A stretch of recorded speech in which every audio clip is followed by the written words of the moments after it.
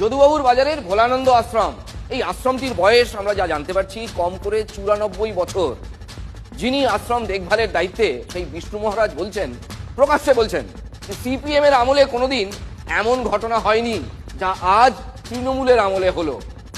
বাড়ি থেকে যদি জিনিস চুরি যায় আপনারা থানায় ডায়েরি করুন এবং এই সব ভেতরে বসে আপনাদের বাড়িতে দুপুরবেলা যাচ্ছে, বাড়িতে শুধু মহিলারা আছে। এরা কিসের সাধু? এরা সাধুর বেশ পরে আপনার বাড়ির সমস্ত whereabout জেনে নিচ্ছে, তারপরে কিন্তু ডাকাতি করবে। এরা সব ভণ্ড, এরা ভণ্ড, কেউ সাধু নয় এরা।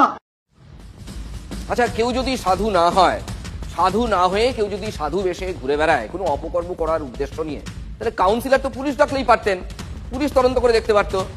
নিজেই পুলিশের ভূমিকায় নেমে পড়লেন কেন? আপনি থাকেন কোথায়? কোথায়? কৃষ্ণপুর। এখানে কি করছেন? এখানে আমাদের মহারাজ ডেকেছিল। কোন মহারাজ ডেকেছে? কোথায় থাকেন? বালিগঞ্জ। কোথায়? বালিগঞ্জ কোথায় বলতে হবে। আপনি থাকেন কোথায়? আপনি এখানে কি করছেন? খবরদার যেন দেখতে না পাই এখানে।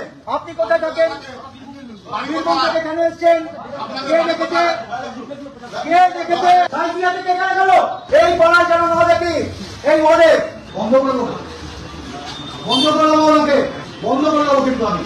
সব সাধুরা এসে মানে ওখানে সব বিশ্রাম করছিল, আচমকা এসে এখানে চিৎকার চেঁচামেচি, এই সাধুরা সব ডাকাত, এই চোর টোর এইসব অনেক কিছু বলে গেল। সে কাউন্সিলর। আচ্ছা, তারপর আপনি এখানে প্রশ্রয় দিচ্ছেন কেন এদেরকে? আমরা আরে আশ্রমের সাধুদের আশ্রমে সাধু আসবে না তো কি, মানে এই যে আমি মানে এদের সব তখন বলছেন আপনি কে পারমিশন দিয়েছে কেন আপনারা এখানটায় আমরা লাইট জল বন্ধ করে দেবো, এইসব নানা রকম উল্টো পাল্টা হুমকি দিয়ে গেল। এরকম কোনোদিন ঘটনা ঘটেনি সিপিএম এর সময়, এখানে 34 বছর মানে কোনোদিন কোনো রকম ঘটনা ঘটেনি এখানটায়।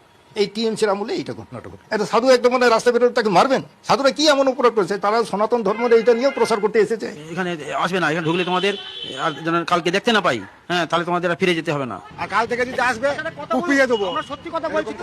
তোমরা কি এই কাপড় পরে কি চুরি ডাকাতি করতে এসেছো? সব প্রচার করবে, ঘর বাড়ি দেখবে, আর তোমার আবার ডাকাতি করবে? হ্যাঁ, এখানে পালাও, নাহলে দেখতে পেলে গলা কেটে দেবো। আমরা চোর, আমরা ডাকাত, আমরা এইসব। আর ওইখানকার যিনি অধ্যক্ষ বিষ্ণু মহারাজকে হুমকি দিয়েছে, আপনি বিকেল 5টার মধ্যে চক্রবেড়িয়া দেখা করবে, নাহলে আপনার লাইট এবং জল কেটে দেবো। আপনাদের কি মারধর করেছে? একজনকে মেরেছে। আমাকে মেরেছে বাবা, হ্যাঁ, এই যে বাবা গলায় মেরেছে, ঘাড় ধরেছে।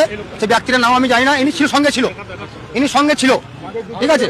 আর দোষ হচ্ছে আমার এইটা সনাতন প্রচার করছি বলে।